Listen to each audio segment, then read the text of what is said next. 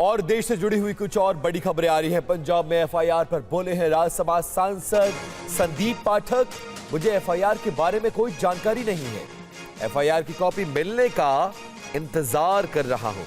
FIR की copy मिलने के बाद जानकारी दूंगा। बीजेपी सांसद संदीप पाठक हमारे साथ हैं। पाठक जी, एक हफ्ते तक पहले तक जब आप आम आदमी पार्टी में थे, जो पुलिस आपकी सुरक्षा करती थी, आपको गार्ड करती थी, आज वो आपके नाम के नॉन बिलेवर वारंट लेके घूम रही है। यही आज की राजनीति है। UEM जयपुर एक आदर्श लक्ष्य है। भावी छात्रों के लिए अच्छी नौकरी, भविष्य के लिए तैयार कौशल के साथ अच्छी शिक्षा। और इसीलिए कहते हैं कि राजनीति गंदी चीज है, पर अब इसमें आ गए हैं तो ईश्वर मदद करेंगे।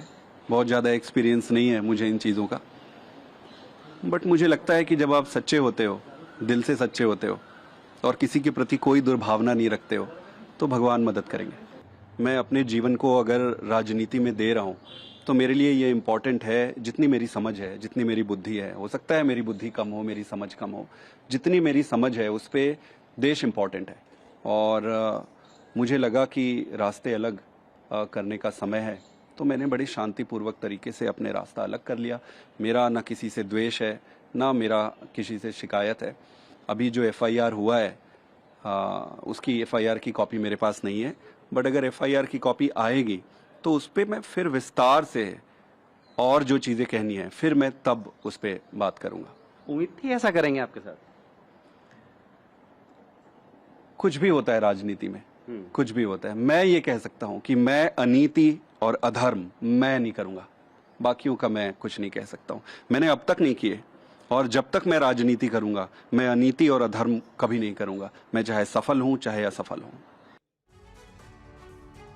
और खबर यह कि आम आदमी पार्टी से बीजेपी में आए 7 सांसद 5 मई को राष्ट्रपति मुर्मू से मुलाकात करेंगे। 5 मई सुबह 10:40 पर राष्ट्रपति से मिलेंगे ये तमाम सांसद। सभी सांसद पंजाब सरकार की शिकायत भी करेंगे। तो आपको बता दें, आम आदमी पार्टी से टूटकर 7 सांसदों ने बीजेपी ज्वाइन कर लिया है। ये सभी सांसदों ने राष्ट्रपति मुर्मू से मिलने का समय मांगा था। 5 मई को सुबह 10:40 पर इन्हें मिलने का समय मिला है और ये सभी सांसद राष्ट्रपति से मुलाकात करेंगे।